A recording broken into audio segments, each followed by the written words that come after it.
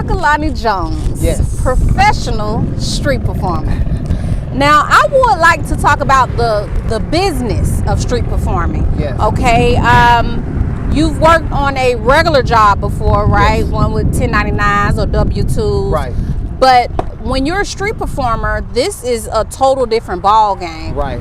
What are some of the similarities and differences of being a street performer versus working for someone else? So when you work for somebody else, working on a jobby job, you have pay dates and pay periods. And you pretty much have to schedule your activities, your fun, your level of being an adult and adulting, financially accountability around those pay dates and pay periods. Being an entrepreneur, being your own boss, street performing, your pay date and your pay period is every single solitary day. So this is a paid rehearsal. It's an everyday, all day paid rehearsal. And the only thing that you need to do is apply your mind and time to being in shape to have the longevity and the duration to last it out.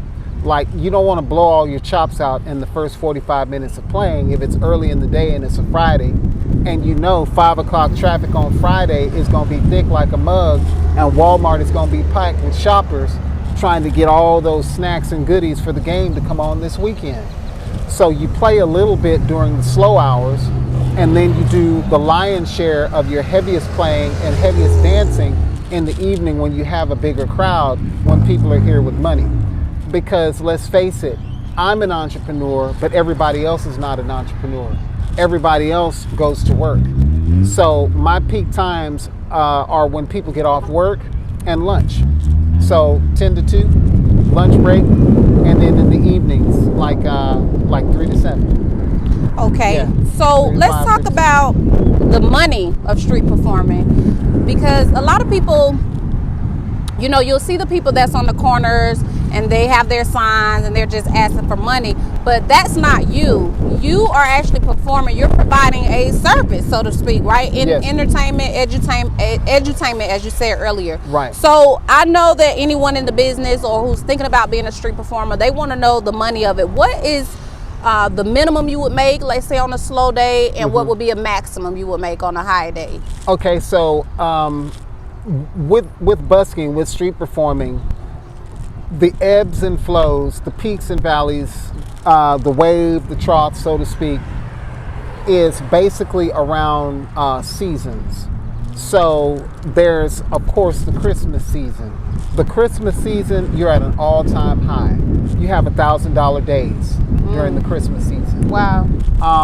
And then, of course, during the first of the year, and the Christmas season lasts for 4 weeks.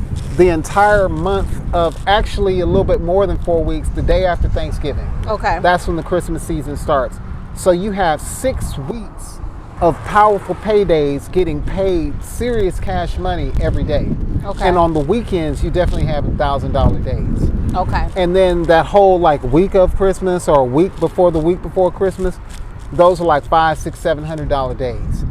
If you treat yourself like a business, if you have repertoire, which is not playing the same song over again, but the knowledge of having music mastery and being able to play song after song after song after song, song after song after song after song, to take up the legitimate time span of 2 hours. So that's like 2 sets, because a set of musical material in gig life, in the gig world, is 45 minutes. So 45 minutes, 15-minute break, that's 1 hour. 45 minutes of playing, 15-minute break, that's 2 hours. 45 minutes of playing, 15-minute break, that's 3 hours. And you keep that 45-15, 45-15, 45-15 pacing, and you can play till 6, 7 o'clock at night, weather permitting. Now, what are some other factors? You mentioned the holidays and the season, but what are some other factors that could contribute to your money being either less or more? Let's, think about. So after Christmas, it slows down. It's the beginning of the year, stuff is slow. So to make that same volume, or to get at least halfway close to the volume that you were making during Christmas, you definitely have to come out with consistency every day. and stack your money and look at what you made at the end of the week. Well, how do you stack your money? What is the wisest way to stack your money? Financial literacy, being a busker, treating yourself like a business. If you have a bank that's in town that you can walk to, ride a bike to, catch the bus to, or drive to, and your bus has an ATM machine in the drive-thru that allows you to put hardcore physical resources, cash, into the deposit box, by all means, do that. So when you play, you made $200, go to the ATM machine and deposit 180 and live off 20. And so you're doing that every day. So when it's time to pay bills, it's a joke. It's paid. It's paid. Yeah. I mean, if you're buying vegetables in the produce section at Walmart, lettuce, tomatoes, avocado, what have you, eating healthy, that stuff is cheap. The expensive stuff is meat. So if you're eating fruits and vegetables at Walmart, you're not spending a whole bunch of money. You're just spending money on gas. Okay. Yeah. Okay.